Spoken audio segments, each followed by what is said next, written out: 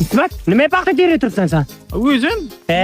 Men seni 60 yildan beri bilaman, yolg'on gapirma. Sen odamga paxta qo'yasan, lekin paxta termaysan. To'g'risini ayt, nima terib turibsan? To'g'risini aytaymi? Qorako'l tumani hokim tashabbusi bilan o'zi eng ko'p paxta tergani Damas beribdi. Rostdan. Shuning uchun paxta terolman. Bor, ishimga To'xtagan gap eshitgan. Ismat, u Damas yutish uchun nima qilish kerak?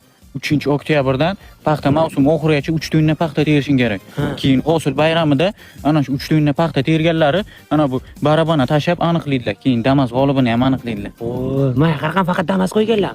Yo'q, Damas emas, bitovoy texnikalar ham bu o'yindan ortiq. Xaladellik, konditsioner, televizor, ana shunaqa narsalar. Zo'r ekan. Ayb yo'q, sen buncha ma'lumot qayerdan olding? Kecha hokim telegramdan aytdi. Sangami? Hokim yozdimi? Hechkasini ber, men ham yozay. Yo'q, maxfiy, hech kim aytmadi edi. Hech kim aytmayman. Sen bilasan, hech kim aytma qani. Bo'lsa, yana bir maxfiy ma'lumot aytaymi? Uni ham hokim aytdimi?